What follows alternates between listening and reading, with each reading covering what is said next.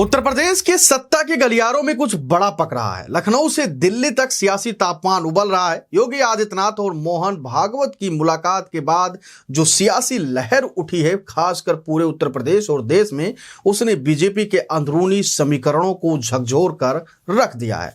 क्योंकि सवाल उठने लगा है, क्या 2027 की पटकथा लिखी जा चुकी है? क्या मोदी के बाद का कौन का जो जवाब है वो भी तय हो चुका है? और क्या इसी वजह से दिल्ली और लखनऊ के इंजन आमने सामने आ खड़े हुए हैं? डिप्टी सीएम के बयान, ब्राह्मण कार्ड की खुली सियासत, सोशल मीडिया पर भावी मुख्यमंत्री के पोस्टर और संघ का खुला संदेश, ये सब महज संयोग नहीं लगती। उत्तर प्रदेश की राजनीति इस वक्त ज्वार भाटे से कम नहीं है, बल्कि भीतर उठते तूफान का वो संकेत दे रही है। उत्तर प्रदेश की राजनीति में इस समय जो हलचल है वह सामान्य सियासी गतिविधि नहीं कही जा सकती। मुख्यमंत्री योगी आदित्यनाथ और आरएसएस प्रमुख मोहन भागवत की मुलाकात को महज शिष्टाचार भेंट मान लेना राजनीतिक भूल होगी। संकेत साफ हैं। 2027 की रणनीति, नेतृत्व का सवाल और संगठन सरकार के बीच तालमेल की नई परिभाषा तय की जा रही है उत्तर प्रदेश की राजधानी लखनऊ से। सूत्रों के मुताबिक इस मुलाकात में डैमेज कंट्रोल और समन्वय पर चर्चा हुई। यह भी कहा गया कि 2027 का विधानसभा चुनाव योगी के नेतृत्व में ही लड़ा जाएगा और टिकट वितरण में मुख्यमंत्री की भूमिका निर्णायक मानी जाएगी। यदि यह संकेत सही है तो यह योगी की संगठनात्मक पकड़ को मजबूत करने वाला संदेश है, क्योंकि बार बार कहा गया कि संगठन योगी से दूरी बना रहा है।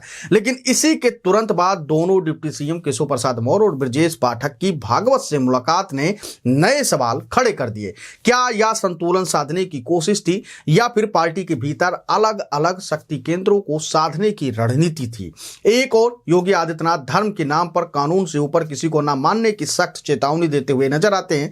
दूसरी ओर डिप्टी सीएम ब्रजेश पाठक ब्राह्मण सम्मान का मुद्दा उठाते हैं, 101 बटुक ब्राह्मणों का सम्मान करते हैं और अलग राजनीतिक संदेश देने की कोशिश करते हैं, क्योंकि योगी आदित्यनाथ पहले ही अभिमुक्तेश्वरानंद को लेकर हमलावर हैं। केशव प्रसाद मौर्य द्वारा संतों को लेकर दिए गए बयान को भी अलग संकेत देते हैं।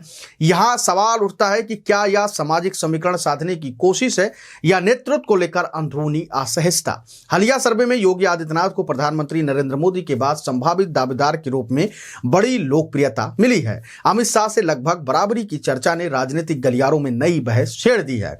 राजनीति में लोकप्रियता अक्सर शक्ति संतुलन बदल देती है। ऐसे में यदि संघ की पसंद योगी माने जा रहे हैं तो दिल्ली की राजनीति का सतर्क होना स्वाभाविक है। राष्ट्रीय स्तर पर नए अध्यक्ष की नियुक्ति और उत्तर प्रदेश में पंकज चौधरी की ताजपोशी, दोनों को दिल्ली के करीबी नेताओं यानी कि मोदी और शाह के रूप में करीबी के रूप में देखा जा रहा है। सवाल यह है कि क्या यह संगठन पर नियंत्रण मजबूत करने की कवायद है या फिर 2027 से पहले हर शक्ति केंद्र को संतुलित रखने की रणनीति है।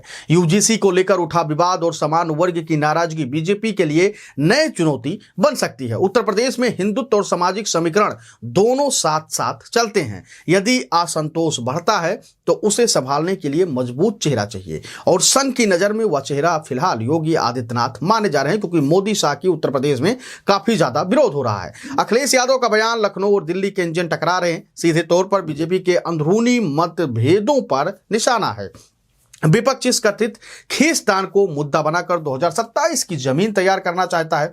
उत्तर प्रदेश बीजेपी में जो कुछ चल रहा है वह केवल बयानबाजी नहीं है, यह भविष्य की राजनीति की भूमिका है। संघ का समर्थन, दिल्ली की रणनीति, डिप्टी सीएम की सक्रियता और सामाजिक समीकरण सब मिलकर संकेत दे रहे हैं कि 2027 सिर्फ चुनाव नहीं बल्कि नेतृत्व की दिशा तय करने वाला पड़ाव होगा। सबसे बड़ा सवाल अब भी हवा में तैर रहा है कि क्या योगी आदित्यनाथ 2027 के निर्विवाद चेहरे बनकर उभरेंगे या दिल्ली अपनी सियासी सियासत से खेल पूरी पलट देगी। यूपी की राजनीति में अभी शांति नहीं बल्कि तूफान से पहले की खामोशी है। लगातार देखा गया है कि उत्तर प्रदेश के मुख्यमंत्री योगी आदित्यनाथ अभिमुक्तेश्वरानंद को लेकर हमलावर रहे। उन्होंने कालनेमी तक शब्दों से नवाजा। उसके बाद अभिमुक्तेश्वरानंद ने जिस प्रकार से योगी आदित्यनाथ के ऊपर हमला बोला और उसके बाद उन्होंने उनसे योगी होने का प्रमाण पत्र मांग लिया। उसके बाद से मामला लगातार गर्माता रहा। अभी भी अभिमुक्तेश्वर और योगी आदित्यनाथ के बीच में हमला जारी है, एक दूसरे के खिलाफ जुबानी जंग कर रहे हैं। तो वहीं दूसरी तरफ दोनों डिप्टी सीएम अभिमुक्तेश्वरानंद के फैन बनते जा रहे हैं।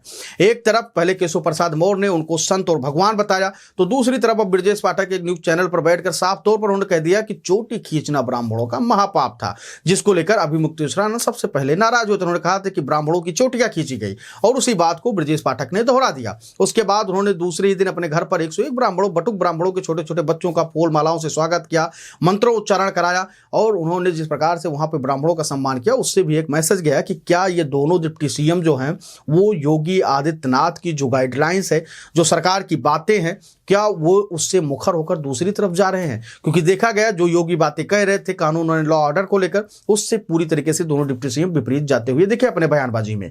और अब संदेशा साफ है कि क्या एक बड़ा टकराव इस वक्त उत्तर प्रदेश में चल रहा है। और मोहन भागवत जिस प्रकार से दिल्ली से तुरंत आकर, नागपुर से आकर यहाँ लखनऊ में बैठक करते हैं, गोरखपुर जाते हैं, उसको लेकर भी आप क्या कुछ कहेंगे?